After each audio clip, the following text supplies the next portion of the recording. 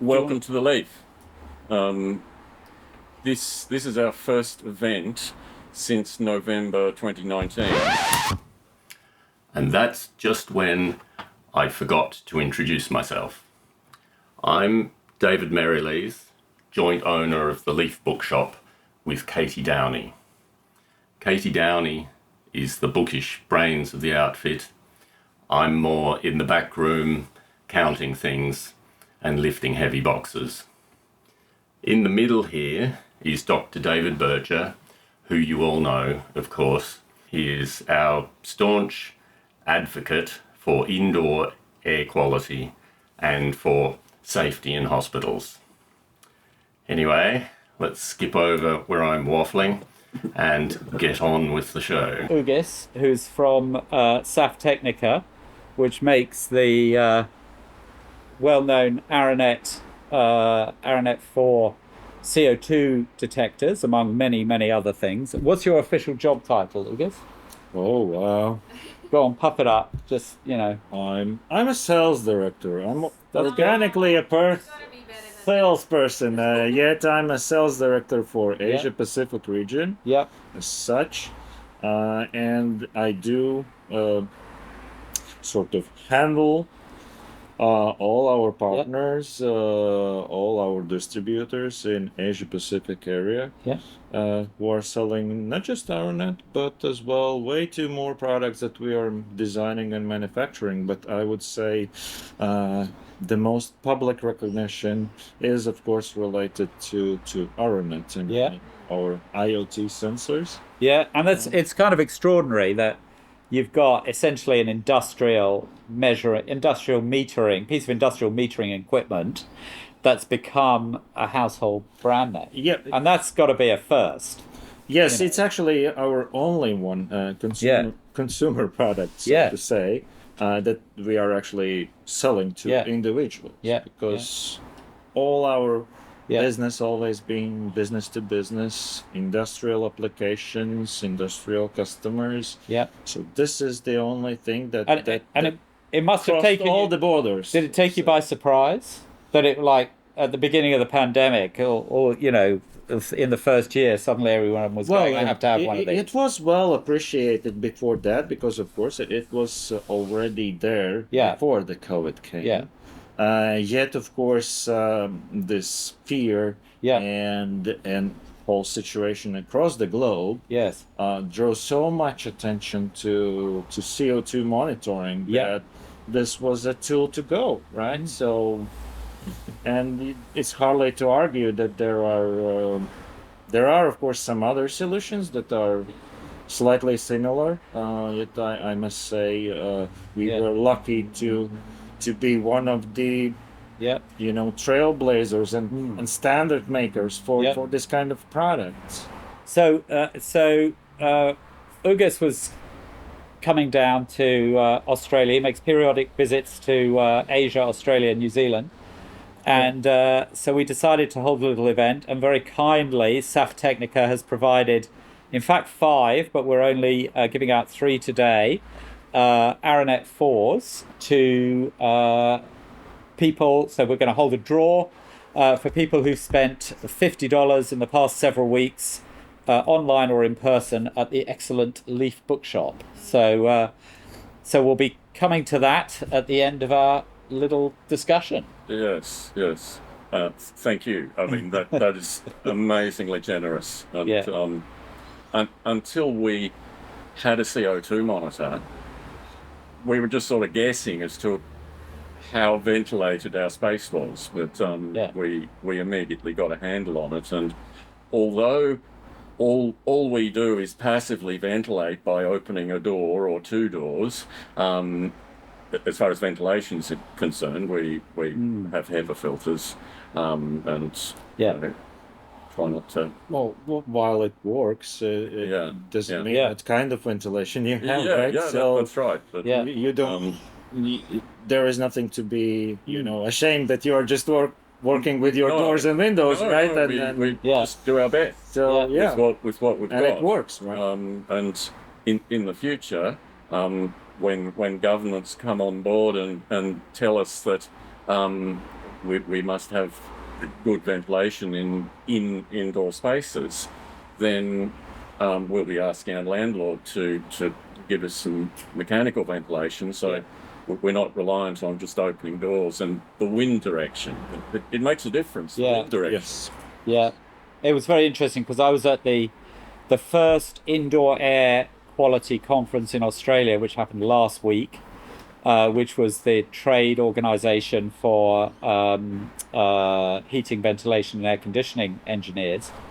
And the incredible statistic came that Australian schools, less than 1% have mechanical ventilation. 99% have natural ventilation, and whereas schools used to have windows on each side of the classroom that you could open and get a through breeze, they don't anymore. So so it's a huge problem. Natural ventilation is good as far as it goes, but it has its limitations. Yes, and that's where the HEPA filters come in. Yeah. I think one of the great things about having a CO2 monitor is you're able to respond then. Yes. You can actually see what I'm doing enough. I'm not just assuming or whatever. I can see, yes, oh great, I've got plenty of fresh air in here. Yes. And perhaps, if schools did have devices like this at the front of the classroom, they could really see what's going on. Yes. The invisible becomes visible, and they can respond and see the results of that response. Yeah. Yes. Yeah. Yeah. And it shouldn't be something to be afraid of in that you might find that you have a problem, but you now know to work on it. So you can do your best rather than just like, well, whatever, shrug your shoulders. And except everybody at the conference last week was saying, well, this is all great, but the biggest barrier to adoption is people not wanting to find out there's a problem. And that's ignorance is bliss. And that's, they don't want another level of hassle and expense, but, that's what we've got to work with. Yes. So I'll let you go ahead. Yeah. When did your interest in indoor air quality start, David? Oh, God, it's so embarrassing. It's just so embarrassing. I was one of the worst people before the pandemic. Just never questioned. I mean, I question a lot of things in life, but I never questioned that, it's our fate to get repeated infections. And yes, of course, children should get 12 upper respiratory infections a year, and it strengthens them, like they're kind of Spartan babies being put out on the mountain to see if they survive or not. So I didn't get interested in it until right at the beginning of the pandemic. And it was the Diamond Princess ship in Japan, the Ruby Princess in Australia, and the Skagit Choir. This was the choir in Northwest USA, in Washington State, where 2 infected individuals infected about over 50 others during a choir practice, 2 of whom died, many went to ICU, and it then became apparent that something really radical was happening. And so I became very interested. I became particularly interested when I was reading about this and understanding it and getting up to speed on airborne infection. And then in our hospital, we had a session on PPE by the infection control nurse. And I was just looking at this going, we're all going to die. And it's just like, we are all going to die. And that's what happened in Italy. It's what happened in the UK. It's what happened in a lot of the USA, is that the healthcare workers died. And so I became very interested very quickly at that point. And by the middle of April, I'd submitted a paper to my state health authority in conjunction with, I co-authored it with Andrew Miller, who was the president of the AMA in Western Australia at the time, on analysis of the problem and what we needed to do to keep our state healthcare safe. And I also sent it to the federal government. No response from anybody. It's 5,000 words. It was referenced. It was very clear. And we developed a plan in our hospital by the middle of March to be safe, none of which we were able to implement. 2020. So yeah, late to the game, slow starter, but tried to get up to speed very quickly. Yes. Well, much sooner than most. So you've been a doctor throughout the pandemic and have managed to dodge the virus. How do you do that? Attention to detail, respect for the mode of transmission, and determination. And I'm just not being prepared to take the consequences of infection, even in the way that I used to. I mean, I'm just not prepared to get constantly infected and reinfected with respiratory viruses. So for the first part of the pandemic of course, we were very lucky here in Australia, apart from in Victoria, and thank you, Victoria, for locking down and saving tens of thousands of lives in 2020. But the rest of us didn't really have much of a problem. And then in the second year, I was actually in Western Australia and actually in the Cocos Keeling Islands in the middle of the Indian Ocean, so very distant from any infections. But when the infections did come, it's simply a matter of appropriate masking preferably with N95 technology, watching the ventilation with a CO2 monitor, and mitigating where necessary by improving the ventilation or filtering the air. I mean, it isn't hard. So early in the pandemic, in September 2020, we actually wrote a group of us doctors actually wrote a solicitor's letter to the health authority and said that failing to mitigate the airborne nature of the illness. This was before airborne transmission had been accepted in Australia, that this was an OH&S infraction. And the net effect, basically, long and short of it, was that we managed to get a ventilation audit of our hospital. We got the ventilation improved. It's still not brilliant, but it's better than it was. We got HEPA filters put everywhere.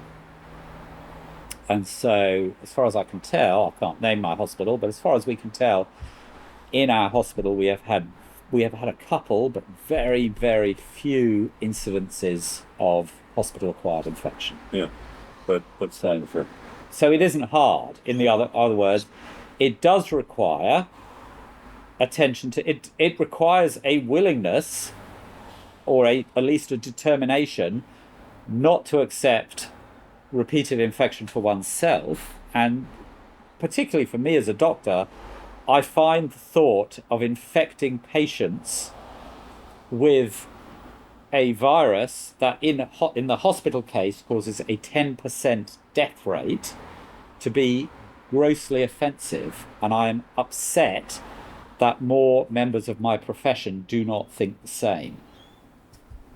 Yes, and the numbers around the world are pretty reliable. About 30% of patients in hospital who have COVID contracted it in hospital, whether that's from staff, other patients, visitors, whatever, it doesn't matter. They caught it in hospital. Of those, the death rate varies between about 7 and 13%. That's a lot. If you take really sick people, I mean, it's no surprise, you take really sick people, you infect them with a very nasty virus, they don't do that well. And I find that really, really offensive. We're told by various minimizers that we can vax and relax, and if we do anything more, we must be anxious. Do you consider yourself risk averse? I'm not risk averse. I mean, I'm not, and I'm just not dumb. I don't take stupid risks, and it's a stupid risk. Why would I, want to risk repeatedly getting infected? I mean, in the next week, so, and I make this point a lot, and I don't make it to puff myself up, but I make it to make the point that I understand risk, and that in 2019, with my son Tom, who was here, he's actually gone out to find the dog, we flew our single-engined aircraft from the United States across the North Atlantic through Europe, across the whole of Russia to Japan, down to Australia. He then dropped me off, and then he took it on his own at the age of 19 to New Zealand. And that is not an exercise without risk, but we knew the risks, we mitigated them, and we ultimately accepted the small amount of risk that was not mitigatable. So I am not risk averse, and I've done many things. You know, my wife and I, we moved in our mid-40s from the UK. We were established GPs with a practice, a house. We had 3 children between 10 and 14, and we moved to Australia via a year in India. Okay, not many people do that.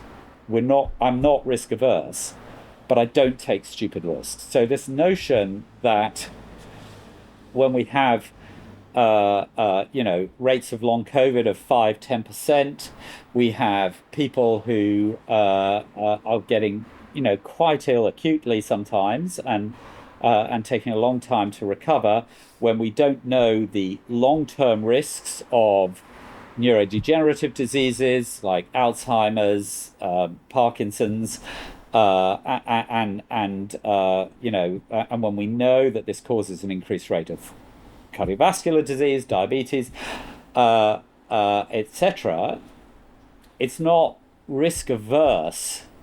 It's not anxiety. It's not anxiety. It's not risk averse. It's not anxiety. It's just not done. It's responding to reality. Yeah. Right. Yeah. Yeah. Why do you think governments and health departments have almost universally given up? Because it's too big. It's too much hassle. Essentially, I think we've got to a point where the crux of all this is that health care didn't fall over. Because if healthcare had fallen over, or when healthcare fell over, it looked really bad and people got annoyed. And that, in the end, we have found out that the sum of human suffering, that the death rate itself, none of this matters as long as healthcare does not fall over. And that's where Flatten the Curve came from. And that's essentially what we're doing now. We are managing to capacity. In its most gross form at the end of 2020, in Switzerland, the cantons, the local counties, were putting out information that they were titrating the opening of the ski lifts to the hospital capacity in the canton. So if the canton's hospitals were too full, they were closing the ski lifts. I mean, it's absolutely unreal that effectively they were just altering the tap on this flow of human illness and suffering to keep the economy going. And to do that, you have to tell people that it's no big deal, it's just a sniffle, etc., etc. What do you think about how medically vulnerable people are being treated? Yeah, I mean, it's, again, this is something where I'm really embarrassed I didn't really understand it earlier. Medically vulnerable people with disabilities will tell you, look, this is business as usual. We're treated with contempt, we're ignored, our rights mean nothing. But for me, it's been a very graphic, education in how little regard we have for people who do not conform to this fantasy normal person. And I wrote an article in 2021 about this kind of fascism of declaring that people with underlying conditions, in some way their lives don't matter. So that, in the daily briefings we had from New South Wales, Victoria, it was always, X number of people have died, but 80% of them had an underlying condition. Well, I mean, 50% of us actually have an underlying condition if you go by the Australian definition of chronic disease. And that's just absolutely terrible. And of course, Yes, but they were very old. They died, but so many of them were over 80. Well, if you look at it the other way, you actually don't get a remission on your prison sentence for killing somebody who's very old as opposed to very young. If you kill an 85-year-old, you'll get the same prison sentence as if you kill a 25-year-old. And that's correct. So we don't devalue people's lives simply by how old they are, or by what disability they have, or if they suffer from diabetes, or if they have bronchiectasis, they have chronic lung disease. And yet that was the message that was being explicitly told to the public. And the reality is that it was very quickly swallowed in the interests of returning to normality. So basically, there was a complete readiness to sacrifice people with underlying conditions, older people, people with vulnerabilities, children with vulnerabilities, on the altar of returning to normality. The thing I find particularly chilling about it is that none of this was accidental.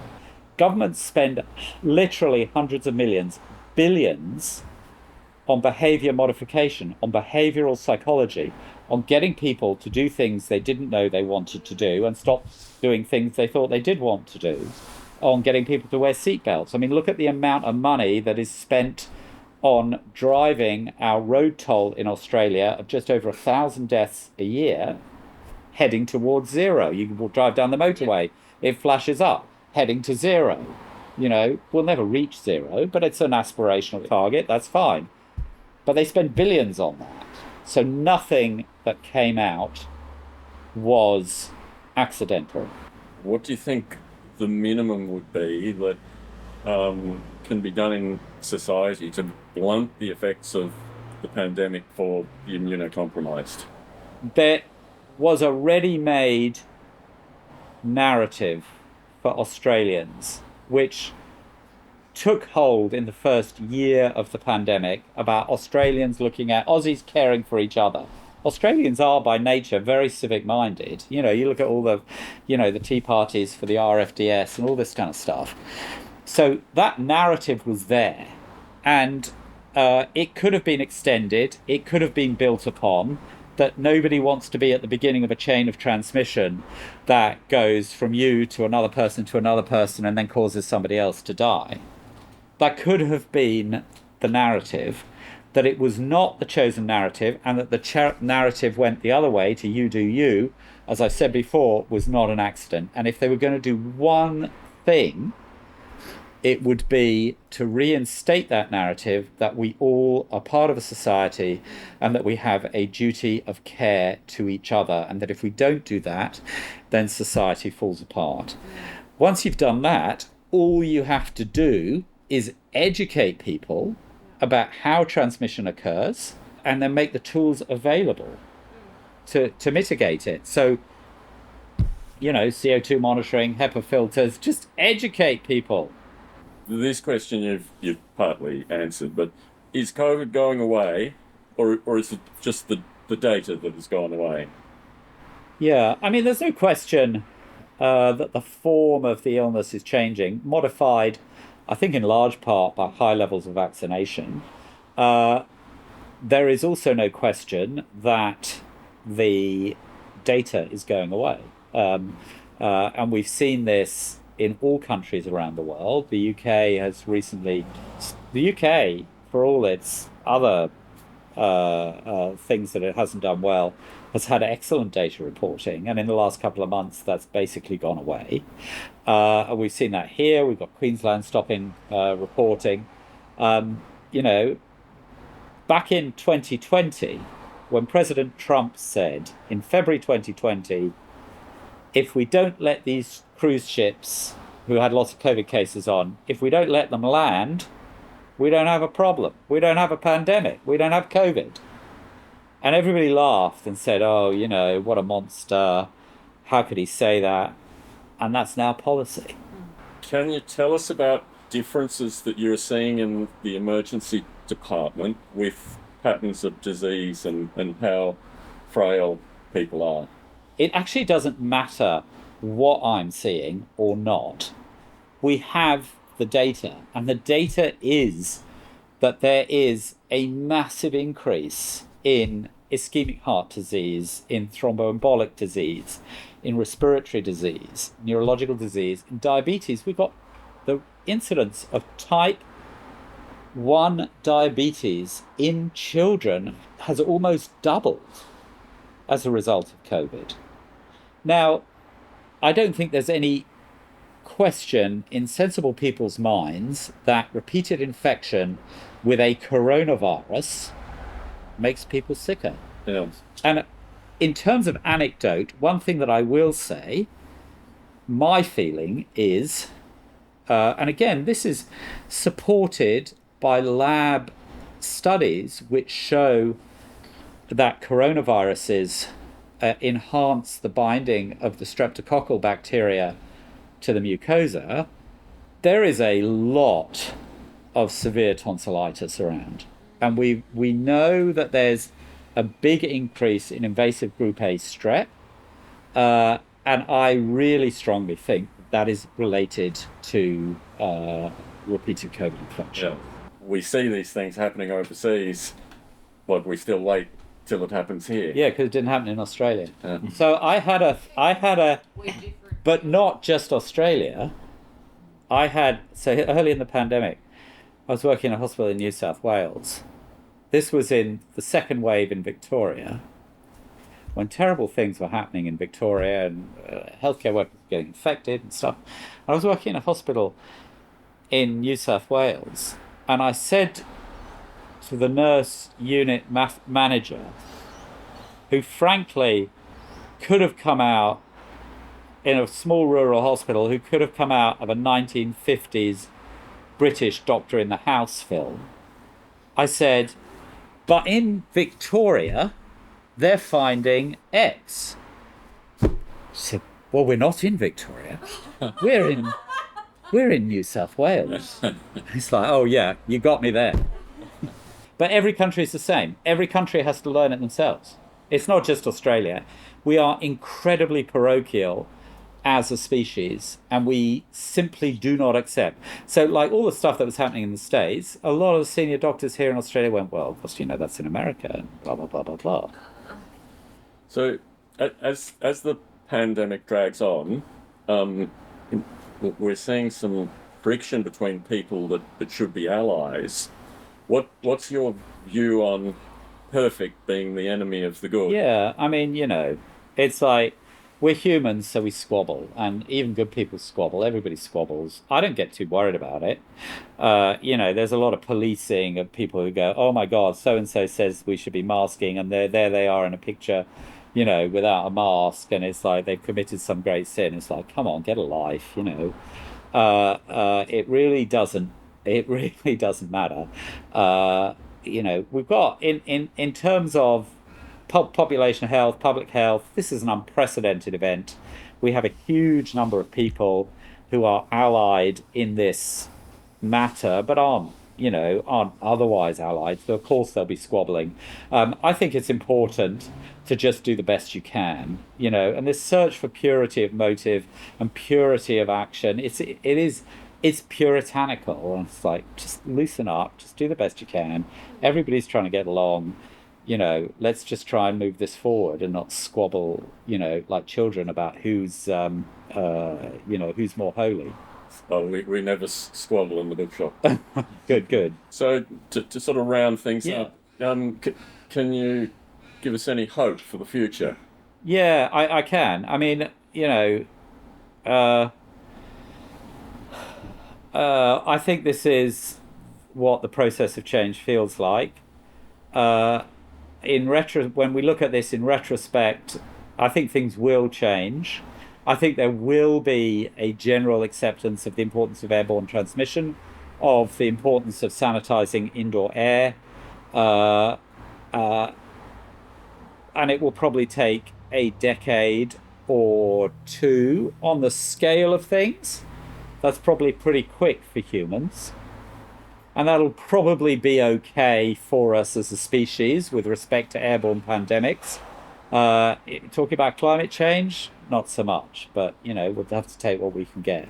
So I do think actually that the rate of change is quicker than it was in the 19th century when Joseph Snow proved that cholera was an infectious disease in 1854, and Louis Pasteur proved the existence of bacteria in the early 1860s. That took decades and decades to be accepted. Florence Nightingale, with her emphasis on clean air and sanitation, was a crank during the Crimean War. It took a long time, but I think we will get there, but we are just going to have to struggle on.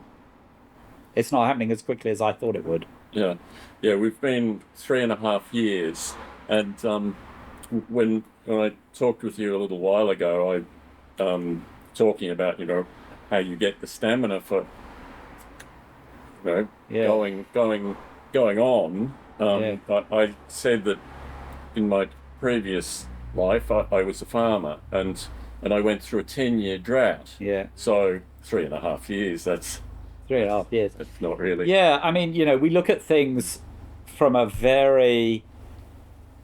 There's actually a great quote from Bertrand Russell. I talked about parochialism in terms of geography, but he talked about parochialism in time, and he was writing in the 1930s about how people then in New York and London couldn't believe that people in ancient Rome or Venice or Greece or wherever had the same sort of thoughts and the same kind of anxieties, and actually our perspective on the world is parenthesized by our very short lifespans and our very short periods of professional activity. And it's very important to take a much longer, broader view. And I think if you take that view, you can see that the agonies that we experience day to day and going, how can doctors and nurses on an oncology ward or a pediatric special care unit not be wearing N95 masks,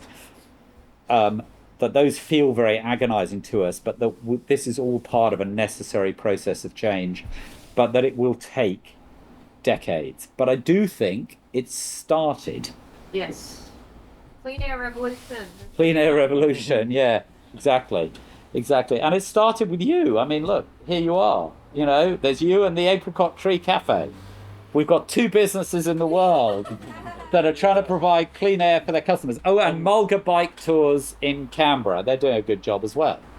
Yeah, so, I think there are some others, but I forget exactly when we made a post about what we were doing. Just sort of, I was looking around for something to take a photo of and make a post about, and we were astonished because we hadn't been paying that much close attention to what was happening in other businesses, but we were just astonished that there was virtually no one doing it.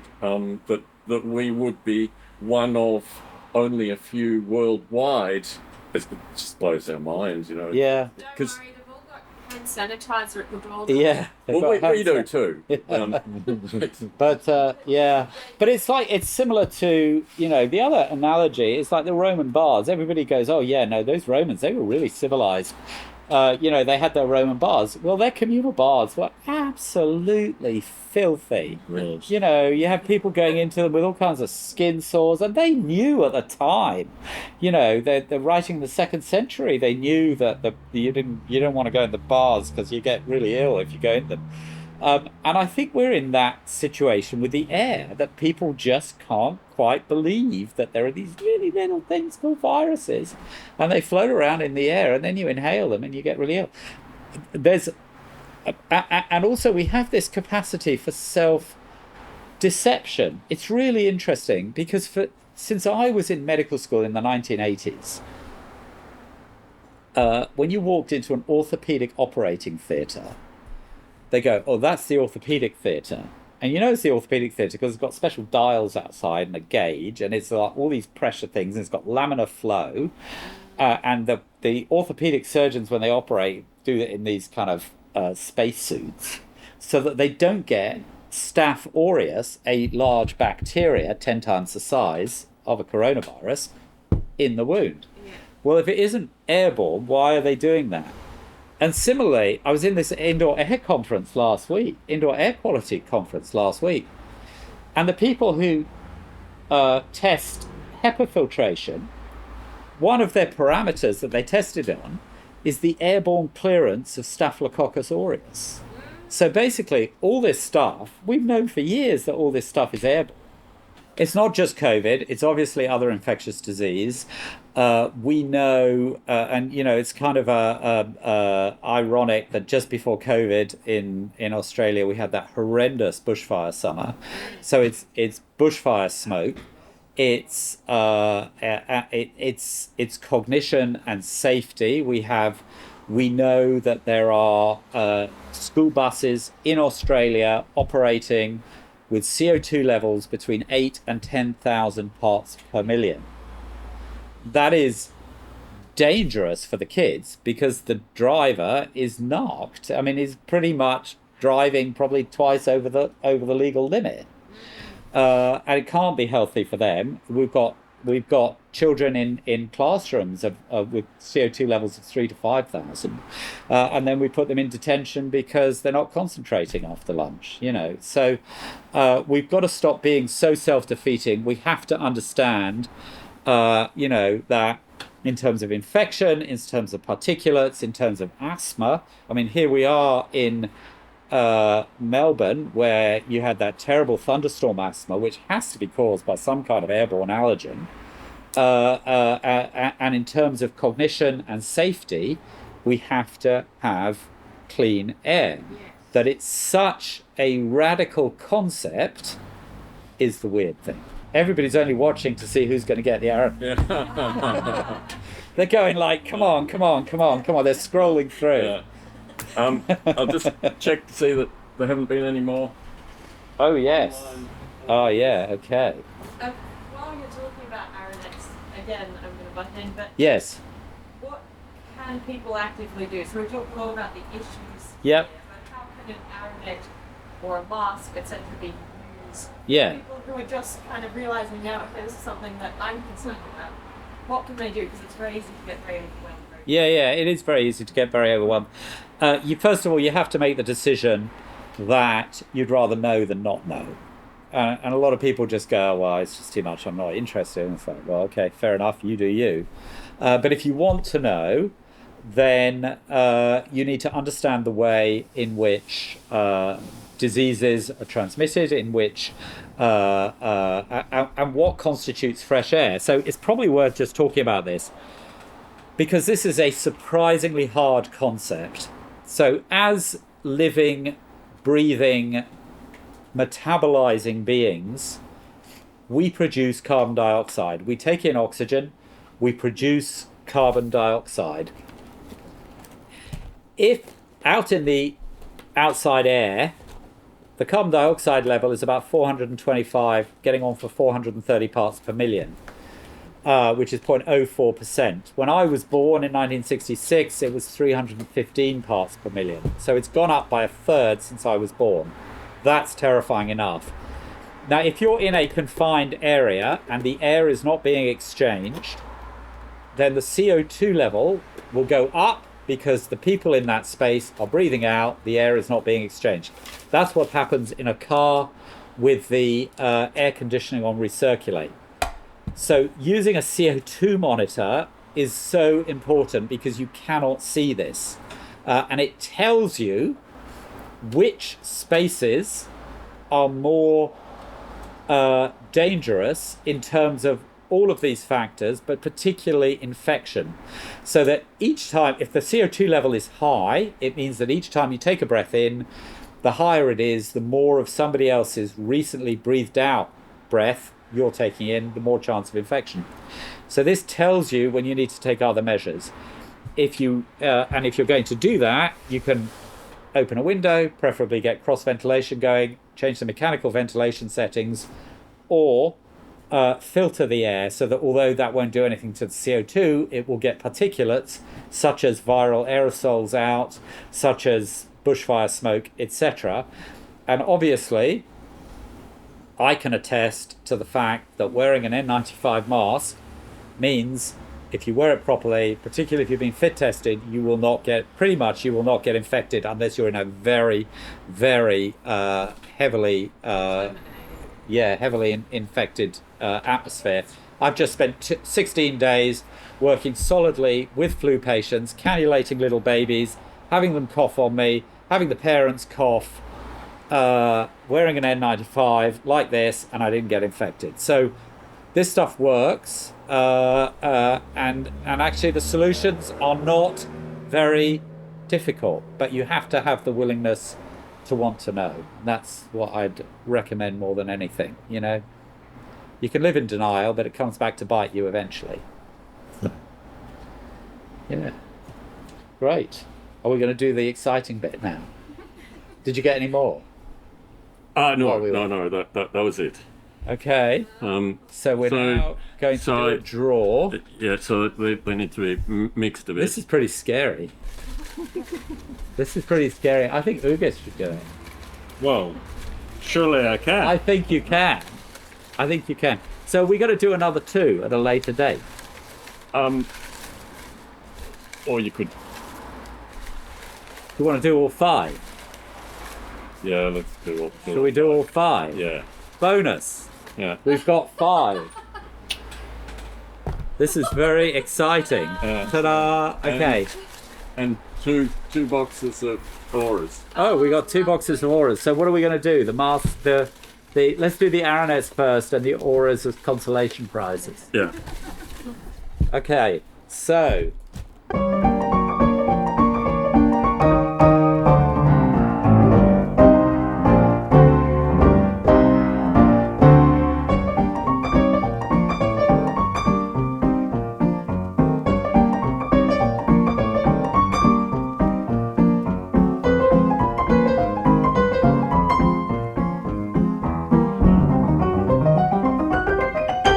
Fantastic. Well, thank you very much. Thank you, Ugis, for your excellent present. Thank you, David. Fantastic. Thank you. Yeah, great. Clean air forever.